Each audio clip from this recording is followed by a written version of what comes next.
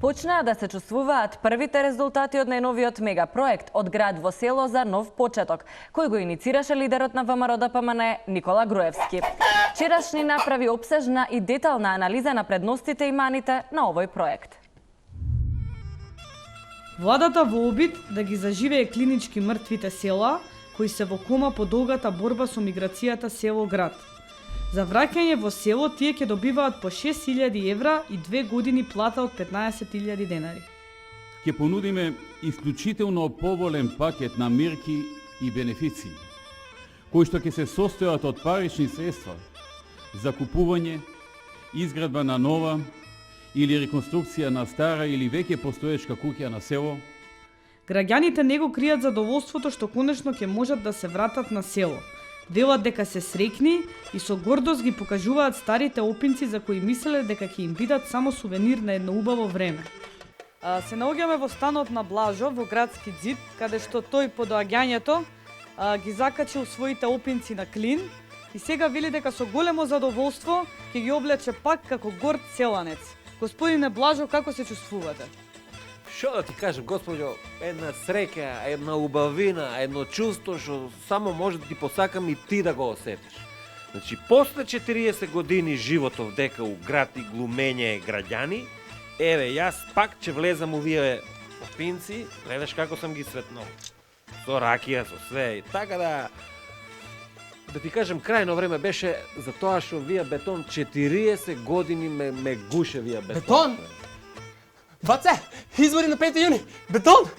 Баце, за друг бетон лафам, ај, иди тамо треби горизот, нетко ме нервирај. Значи, чувството е... Можам да заклучам дека виновни за ова се, како да кажам, мерките на владата. Да, можеш да заклучеш, виновна е владата со неизините мерки, ама да ти кажам, едва и чекам да одам, сите ќе фанеме у тоа селото, ако сакаш и клучовете од станот ќе ти ги дам и станот да го заклучиш. Баце, Оризо е готов. Ке ми туриш ли за јадење, бе? Море, се лакни еден, нели те срам бе толка, стуртук ја ти турам за јадење. Ој тамо мајка ти нека ти тура, ајде.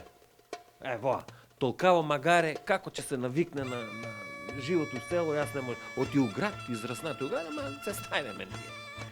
Мислите дека ќе се справите после толку време живење во град? Дали знаете дека нема амбуланти, нема школи, нема институции? Господ, па зошо ми амбуланта? Па тамо е здрав живот, тамо ваздухот е чист, па здрава храна. Па шо ке ми на мене асфалт, па зошо ја опинок да ставам пак? Шо ако нема асфалт, шо ако нема школи, еве јас сам пример. За мене животот е најголема школа. Децата шо завршија, а за внуците па нека му мисле после градоначалникот на Сиднеј кај ќе учат.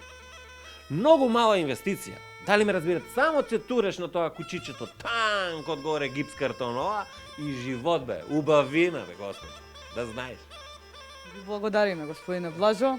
Нема зошто на мене да ми благодарите, и ти, и ја, и сите треба да сме му благодарни на премиеро за оваа мерка. Значи, премиере Емил Димитриев, Покрај оние кои ќе се вратат в село, задоволни си и граѓаните и ендемскиот вид стари скопјани. Тие благодарат на владата за овој реверзибилен проток на селани што ќе почнува да се случува. Здраво, драго ми е. Јас вака како еден стар скопјанец сакам да кажам дека многу ми се свиѓат овој проект. Конечно Скопје ќе му се врати на скопјани.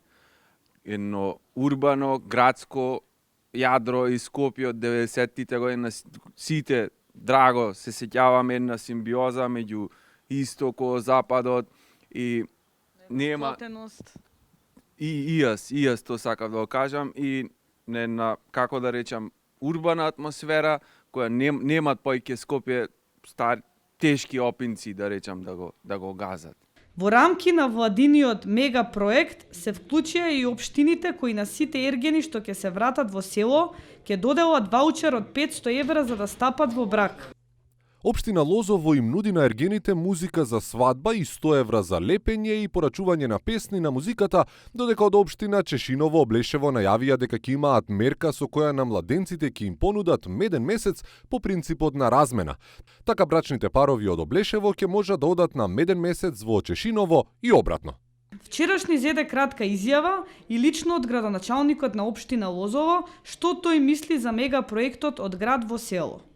Мислам дека на овој начин ќе се мотивираат сите мажи над 40 години и девојки над 35 години кои нема склучено брак да си најдат сопруги, односно сопрузи. На изненадување на владата, мегапроектот веднаш ги роди првите плодови. Имено, Даме Груев, кој што замина на прослава по повод 113 годишнина од Смилевскиот конгрес во истоименото село, реши да не се врати на Скопскиот плоштад. Комити, драги, убаво е на плоштадот, но многу стана гужва, па се вратив на село. Да ја направиме фасадата, па ќе го земеме и гоцета. Ура! Ура!